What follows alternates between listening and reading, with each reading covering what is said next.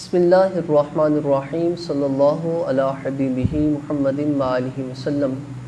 فصل فی الاحسان کا بیان جاری ہے، اور اس سلسلہ میں جو حدیث پاک پڑھنے لگا ہوں، یہ حدیث پاک بخاری شریف میں بھی موجود ہے، کتاب الایمان ہے، اور حدیث پاک کا نمبر 50 ہے۔ اس کے علاوہ یہ حدیث پاک سیاہ ستہ کی تمام کتب میں موجود ہے۔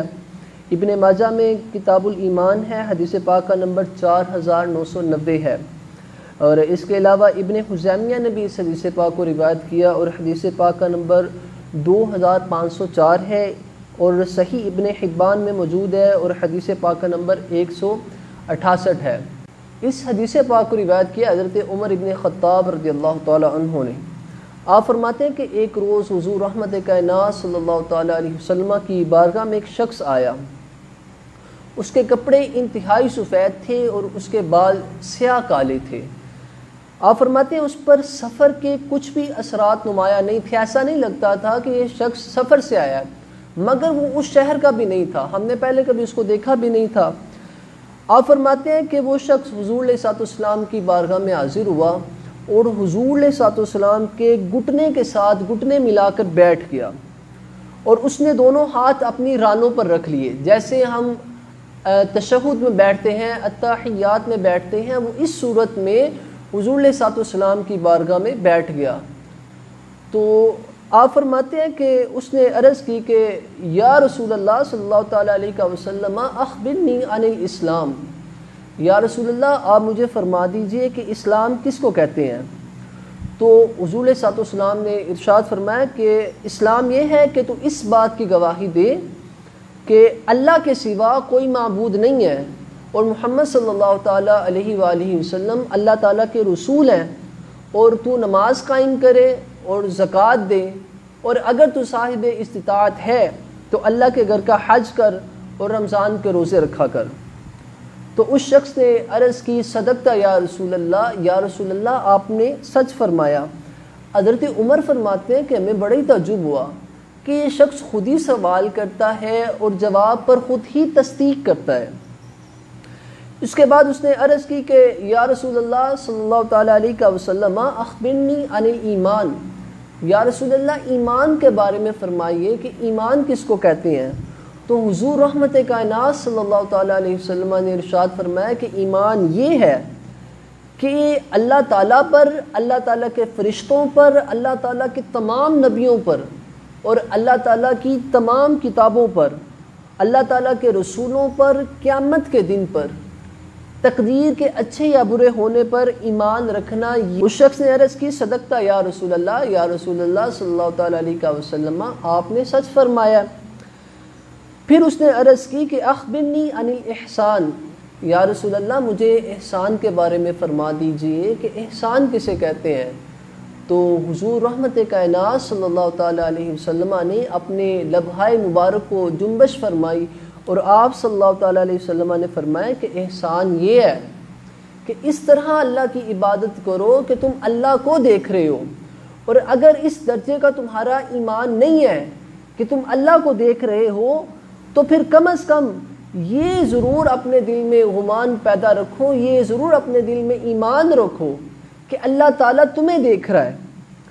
اس نے عرض کی یا رسول اللہ صلی اللہ تعالیٰ علیہ وسلم آپ نے سچ فرمایا ہے۔ اس کے بعد اس شخص نے عرض کی کہ یا رسول اللہ صلی اللہ تعالیٰ علیہ وسلم اب آپ مجھے قیامت کے وقت کے بارے میں بتا دیجیے کہ قیامت کب قائم ہوگی۔ تو حضور علیہ السلام نے فرمایا کہ وہ اس مسئلہ میں سائل سے زیادہ علم نہیں رکھتے۔ اب یہاں پر کچھ لوگ آپ کو گمراہ کرنے کی کوشش کریں گے کہ دیکھو اگر نبی علیہ السلام کو علم ہوتا قیامت کا تو وہ ضرور بتاتے، تو حضور علیہ السلام کو قیامت کا علم نہیں ہے، یہاں پر لوگ آپ کو گمراہ کریں گے۔ حالانکہ یہ بات نہیں ہے، حضور علیہ السلام نے فقط اس لیے خاموشی اختیار فرمائی کہ جو وہ معلوم کرنا چاہتا تھا وہ تو بتا دیتے، مگر حاضرین میں جو صحابہ کی جماعت بیٹھی تھی، حضور علیہ السلام اپنی نگاہ نبوت سے دیکھ رہے تھے کہ ان میں وہ وقت ظاہر کرنا مفید نہیں ہے، اس لیے رحمت کائنات صلی اللہ تعالیٰ علیہ وسلم نے اس ثواب پر فرمایا کہ وہ سائل سے زیادہ نہیں جانتے۔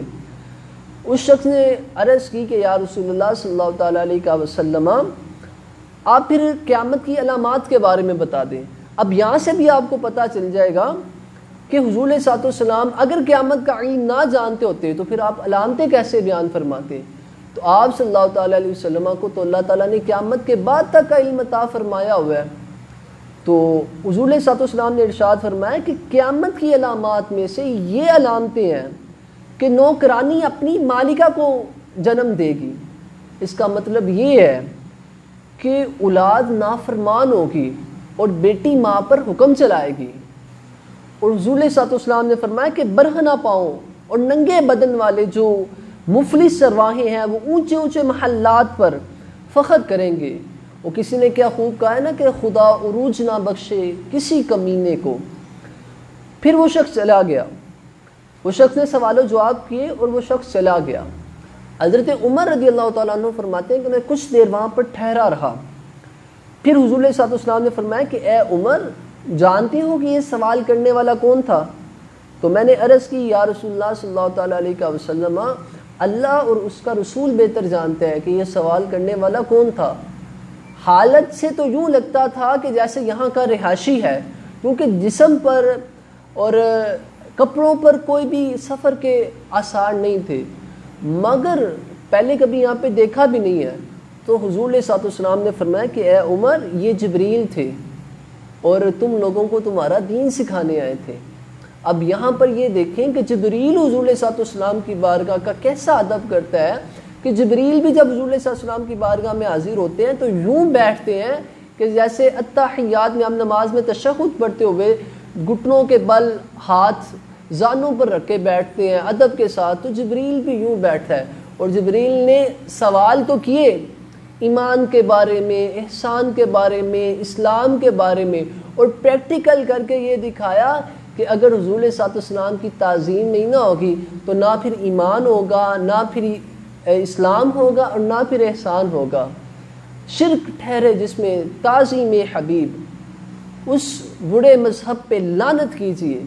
اگر حضور علیہ الصلوۃ والسلام کا عشق دل میں نہیں ہے اور ادب رسالت نہیں ہے، پھر وہ کوئی اپنی مرضی تو ہو سکتی ہے، مذہب کے ساتھ اس کا کوئی تعلق نہیں ہو سکتا۔ اللہ پاک ہم کو عمل کی توفیق عطا فرمائے، آمین بجاہ النبی الامین صلی اللہ علیہ وآلہ وسلم۔